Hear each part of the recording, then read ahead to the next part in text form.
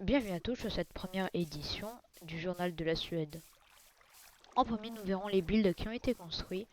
Ensuite, nous verrons les gros projets qui sont en cours pour faire beaucoup d'argent.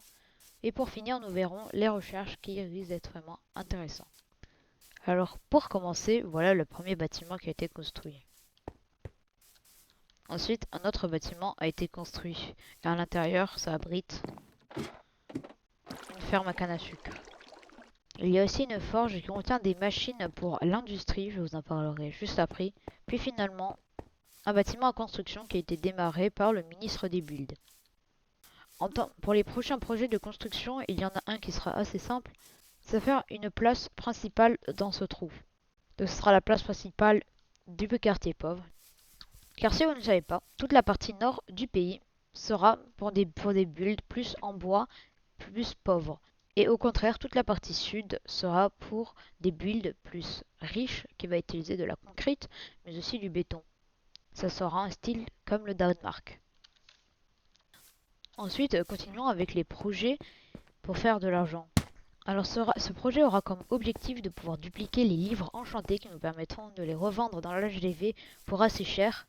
Et cette machine aura justement besoin de beaucoup de recherches du côté de l'industrie qui a été déjà commencée justement dans cette forge. Comme vous pouvez le voir, ici il y a des générateurs de charbon, ici des créateurs, des fabricants de circuits, ici on a un compresseur. Bien sûr cette salle va énormément augmenter car on va avoir besoin de beaucoup de recherches en industrie pour pouvoir créer cette machine. Cette machine utilisera des imprimantes qui sont assez compliquées à crafter, sachant qu'il nous faut des tables d'enchantement. Et là, on y vient aux côtés des recherches. Car il nous faut la table d'enchantement, on ne peut pas la crafter maintenant, il faut monter en recherche. Du coup, du côté des recherches. Déjà, du côté des recherches générales, on va déjà pouvoir bientôt passer palier 3. Il nous demande 10 joueurs dans le pays. On pourra facilement créer des doubles comptes pour pouvoir atteindre ce chiffre-là. Ensuite, on avance plus dans les choses difficiles, en ressources.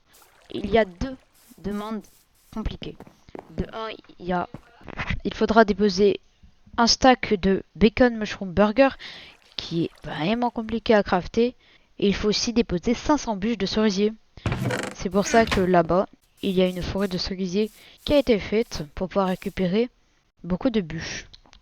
Revenons à ces bacon mushroom burger qui demandent énormément de choses. En premier, il faut faire des hamburgers. Et pour faire ça, il va avoir besoin de squelettes. Donc un stack de squelettes, c'est ce que j'ai fait. Il nous faudra du pain qui nous permette de faire du coup un hamburger. Après ça, il faudra faire un cheeseburger. Après ça, il va faire un bacon cheeseburger. Et ensuite, on pourra avoir le mushroom cheeseburger. Donc oui, ça sera une quête assez compliquée. Mais je pense que d'ici la fin de cette semaine, je pense que ce sera bon.